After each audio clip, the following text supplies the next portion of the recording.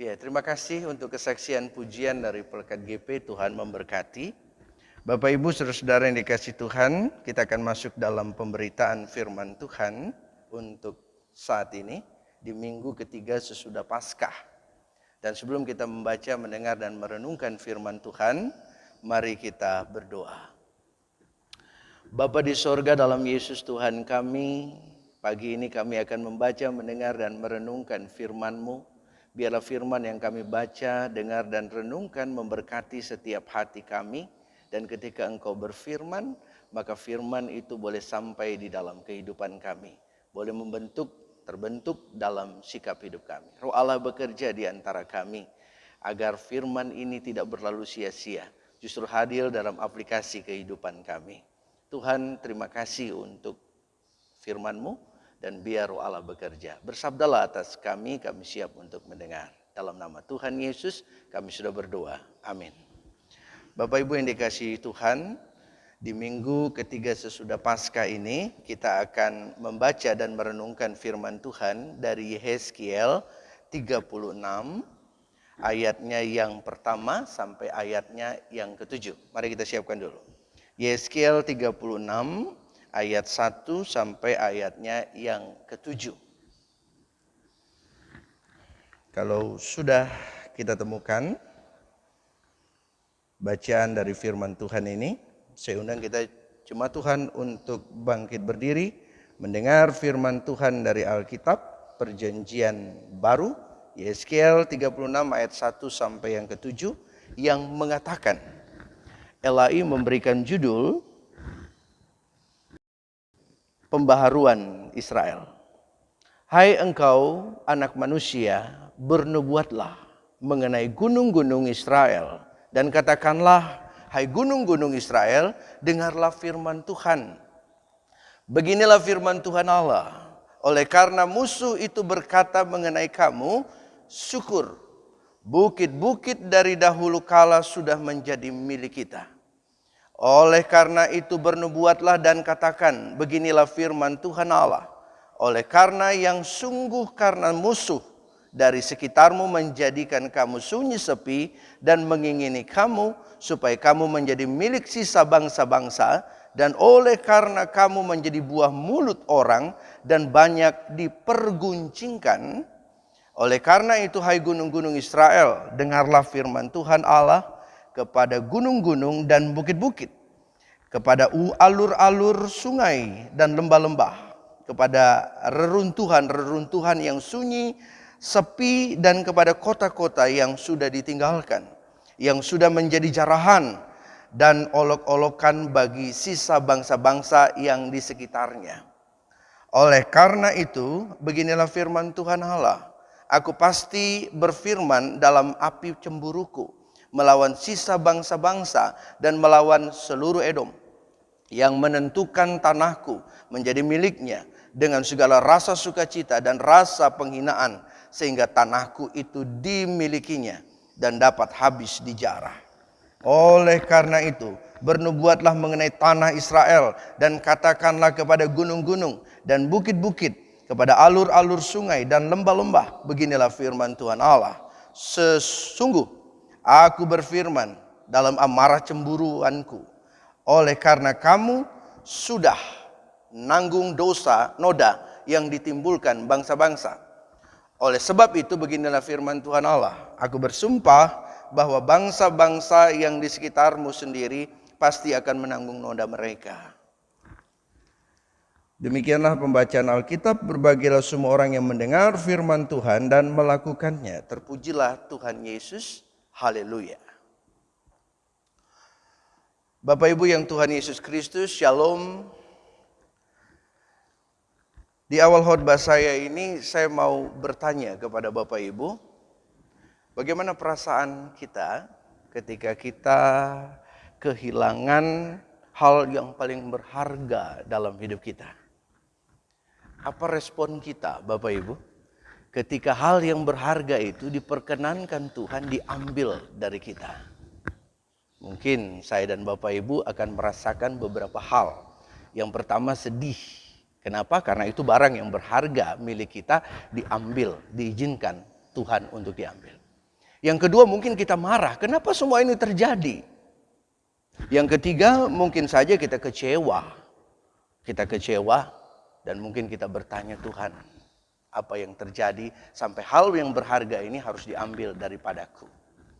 Ibu bapak, tidak perlu kita marah, tidak perlu langsung kecewa, tidak perlu langsung patah arang, patah semangat.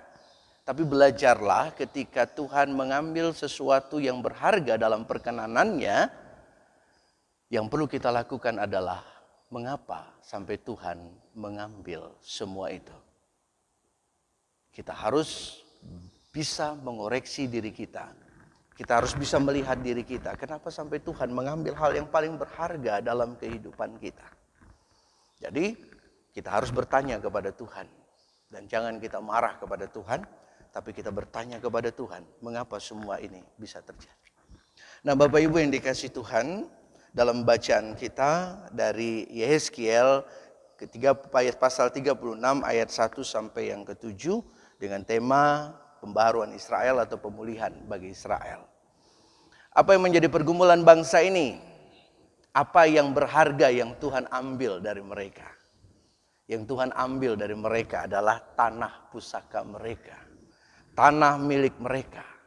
Bagi mereka tanah adalah hal segala-galanya. Tanah itu adalah tanah perjanjian yang Tuhan berikan kepada Abraham, Ishak dan Yakub dan keturunannya. Tanah itu mengandung nilai rohani yang luar biasa. Karena apa? Tanah itu diberikan oleh Tuhan sendiri. Dan tanah itu dikuduskan dan diberkati oleh Tuhan. Tanah menjadi hal yang berharga bagi orang Israel. Karena di atas tanah itu mereka hidup. Di atas tanah itu mereka bertumbuh. Di atas tanah itu mereka boleh menabur, boleh menanam, boleh menuai. Di atas tanah itu kehidupan mereka. Bahkan di atas tanah itu mereka beribadah kepada Tuhan. Karena di atas tanah itu mereka membangun bait Allah. Bapak Ibu yang dikasihi Tuhan, melihat refleksi Israel bagaimana? Apakah ketika tanah itu diambil mereka marah? Ya, mereka kecewa? Iya. Karena itu haknya mereka seharusnya. Tetapi Tuhan geser itu. Hak mereka diambil dan diberikan kepada bangsa-bangsa lain. Dan bangsa-bangsa lain yang menikmati tanah mereka dan mereka menjadi orang yang terjajah. Mengapa sampai Tuhan melakukan itu? Ada alasan Tuhan. Tidak mungkin Tuhan mengambil hal yang berharga dalam hidup mereka tanpa alasan. Pasti ada sebab yang Tuhan miliki sampai dia harus mengambil yang menjadi milik mereka. Yang sudah Tuhan berikan. Coba kita lihat Bapak Ibu dari ayatnya yang ke-17 sampai 18. Yehezkiel 36 ayatnya yang ke-17 18. Apa alasan Tuhan sampai dia mengambil hak tanah itu dari mereka? Ayat 17 mengatakan, hai anak manusia, waktu kaum Israel tinggal di tanah mereka, mereka menajiskan dengan tingkah laku mereka. Menajiskan dengan tingkah laku mereka. Kelakuan mereka sama seperti cemar kain di hadapanku. Jadi mereka menajiskan tanah itu karena perilaku mereka. Yang kedua kita lihat 18. Maka aku mencurahkan amarahku ke atas mereka karena darah yang dicurahkan mereka di tanah itu. Sedang tanah itu mereka najiskan dengan berhala-berhala mereka. Bukan hanya perilaku mereka yang dalam kehidupan hari-hari, tapi mereka juga menajiskan dengan penyembahan-penyembahan terhadap berhala. Jadi di atas tanah yang harusnya mereka bangun hubungan yang baik dengan sesama, hubungan yang baik dengan Tuhan, yang mereka harus lakukan bagaimana menabur, menuai, menjalankan kehidupan berbahagia, melakukan acara-acara ritual keagamaan, tapi di atas tanah itu mereka melakukan kesalahan. Jadi bukan tidak ada alasan Tuhan mengambil apa yang berharga dari orang Israel. Dan ternyata alasannya karena mereka tidak taat. Tidak memanfaatkan tanah yang diberikan Tuhan dengan baik. Tidak menghargai apa yang Tuhan berikan. Lalu apakah hanya itu? Tidak, Tuhan juga melihat hal yang lain. Kalau Tuhan mengizinkan sesuatu yang buruk, sesuatu yang tidak diinginkan terjadi, maka dia juga berperan serta untuk memberikan hal yang lain, yaitu pemulihan. Kalau Israel diizinkan bahwa bangsa-bangsa mengambil tanah itu untuk mereka, ya, dan orang Israel dikesampingkan menerima akibat dari dosa-dosanya, Tuhan juga tidak mau bangsa-bangsa lain mengalami kesombongan diri ketika mereka sudah mengambil tanah itu. Justru melalui proses ini Tuhan juga mau mendidik bangsa-bangsa yang lain. Tuhan mau mendidik orang Israel supaya mereka tidak sombong dan tidak angkuh ketika dipercayakan sesuatu. Bangsa-bangsa lain ketika dia sudah memiliki tanah Israel, dia sudah memiliki orang Israel, dia bersikap sombong. Mereka melakukan hal yang jahat terhadap orang Israel. Dan Tuhan tidak suka umatnya juga diperlakukan demikian. Karena apa? Masalah penghakiman itu adalah urusan Tuhan. Jadi Tuhan mendidik dua bangsa, bangsa Israel dan bangsa-bangsa untuk melihat kekuasaan dan keagungan Tuhan. Sehingga Tuhan pun akan menghakimi bangsa-bangsa. Dan hak yang harusnya orang Israel miliki akan dikembalikan oleh Tuhan. Artinya apa? Ada pemulihan yang dilakukan oleh Tuhan. Pemulihan itu pertama dilakukan untuk bangsa, untuk tanah dan juga kepada orang Israel. Coba kita lihat dalam ayatnya yang ketiga, pasal 36 ayat 8 sampai ayatnya yang ke-10. Kalau Bapak Ibu baca, di situ Tuhan mulai memulihkan situasi tanah orang Israel. Tanah itu akan kembali didiami, tanah itu akan kembali dimiliki, didiami, lalu di atas tanah itu ada aktivitas yang baik, akan ada banyak orang yang akan tinggal di situ, akan banyak binatang di situ, ada banyak tumbuh-tumbuhan di situ, dan di atas tanah itu akan kembali mereka dirikan rumah Tuhan untuk beribadah. Ada pemulihan yang Tuhan lakukan. Tapi sebelum proses itu terjadi, Tuhan mau memulihkan umatnya dulu. Apa yang Tuhan lakukan untuk umatnya? Pada ayatnya yang ke-27 sampai 29, gambaran pemulihan yang diberikan Tuhan atas umatnya setelah mereka mengalami hukuman. Ayat 27. Rohku akan kuberikan diam di dalam batinmu, dan aku akan membuat kamu hidup menurut segala ketetapanku, dan tetap berpegang pada peraturan-peraturanku dan melakukannya. Ayat 28. Dan kamu akan diam di dalam negeri yang telah kuberikan kepada nenek moyangmu. Dan kamu akan menjadi umatku, dan aku akan menjadi Allahmu. Aku akan melepaskan kamu dari segala dosa kenajisanmu, dan aku akan menumbuhkan gandum serta memperbanyaknya. Dan aku tidak lagi mendatangkan kelaparan atasmu. Lihat, pemulihan diberikan oleh Tuhan. Pasca Tuhan mengambil apa yang berharga dari orang Israel, dan orang Israel dihukum karena dosanya. Ada alasan yang Tuhan lakukan. Tuhan tidak kompromi terhadap dosa. Lalu kemudian Tuhan juga mendidik bangsa-bangsa dengan penghakimannya ketika mereka memperlakukan orang Israel juga dengan tidak benar. Tetapi ingat, ada pemulihan yang Tuhan berikan pasca proses hukuman. Ada didikan yang agung yang Tuhan berikan. Nah, Bapak Ibu yang dikasihi Tuhan Yesus Kristus, kalau kita merenungkan bahwa Israel ada hal yang berharga yang mereka miliki. Tanah sebagai milik pusaka pemberian dari Tuhan yang harus mereka kelola, mereka manage dengan baik. Mereka harus gunakan sebaik-baiknya hidup di atas tanah itu untuk menyembah Tuhan, untuk hidup dalam kebenaran dan dalam cara-cara hidup yang berkenan di hadapan Tuhan. Tapi mereka tidak melakukannya sehingga Tuhan mengambil, ya, tetapi Tuhan juga memulihkan. Pertanyaannya, apa yang berharga dari kita saat ini? Apa yang Bapak Ibu punya dan saya yang begitu berharga? Kalau yang berharga itu kemudian Tuhan ambil, kira-kira perasaan Bapak Ibu apa? Pasti kita sedih, kecewa. Tapi saya mau aja coba renungkan. Ketika hal yang berharga itu Tuhan ambil, maka kita harus bertanya, kenapa Tuhan izinkan hal yang berharga itu diambil? Kenapa Tuhan mengizinkan saya mengalami proses yang pahit seperti ini? Kenapa Tuhan izinkan saya mengalami hal-hal yang demikian di luar daripada yang saya pikirkan? Bapak Ibu yang dikasihi Tuhan, Tuhan terkadang merubah logika berpikir kita. Kadang apa yang kita pikirkan sudah sesuai dengan kehendak Tuhan, terkadang Tuhan rubah. Tuhan rubah ketika ada satu proses pembaharuan yang Dia mau lakukan. Tuhan kalau mau melakukan sebuah pembaharuan, Dia harus merubah semua sistem yang ada. Supaya kita semua fokus dan melihat kepada Dia. Bapak Ibu yang dikasihi Tuhan, makanya ketika ada hal yang berharga yang diambil oleh Tuhan dari hidup kita, jangan cepat-cepat kita marah kepada Tuhan, mengutuki Tuhan, jangan.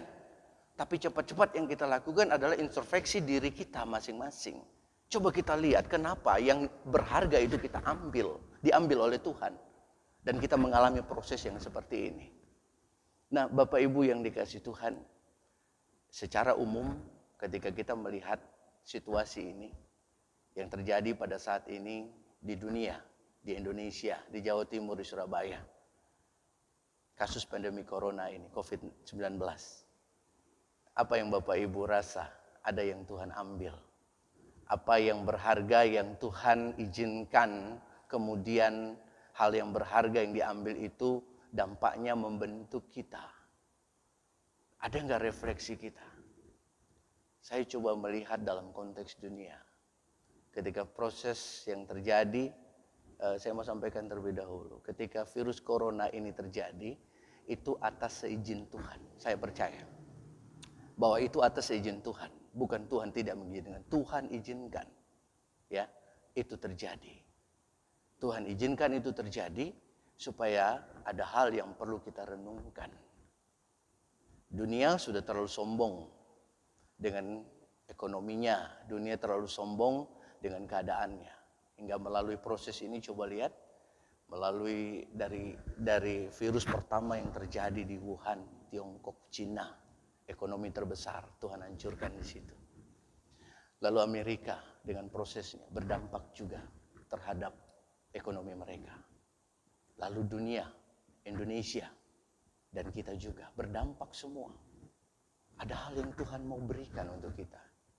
Ya, Tuhan ingin melihat kita berproses dengan cara yang lebih baik lagi. Hal yang berharga itu dunia. Ya, Tuhan mau didik supaya jangan sombong dan angkuh. Semua harus melihat kepada Tuhan. Kalau saya perhatikan di berita di YouTube, bagaimana semua agama yang ada di dunia kiblatnya semua kepada Tuhan. Mohon ampunan. Di Italia semua rakyat itu ada berlutut, ya, di gang-gang, di jalan-jalan memohon belas kasihan Tuhan. Di gedung-gedung tinggi mereka menaikkan pujian kepada Tuhan. Saya lihat mereka, Tuhan lagi rubah supaya mereka tidak lagi melihat kepada kesombongan mereka, tetapi mereka mau melihat kepada Tuhan kembali. Ya, itu terjadi. Tuhan lagi merubah logika berpikir kita. Apa yang terjadi yang berharga yang Tuhan ambil, sehingga kita harus banyak merefleksikan diri kita. Di gereja deh, nggak usah jauh-jauh. Di gereja, coba di gereja. Banyak orang-orang yang ketika situasi normal diajak untuk melayani. Yuk kita melayani. Jangan, belum waktunya saya. Tapi sekarang situasi yang kayak begini, siapa yang mau ajak kita melayani di gereja? Gereja sudah tidak diizinkan untuk beribadah sementara waktu di saat pandemik ini.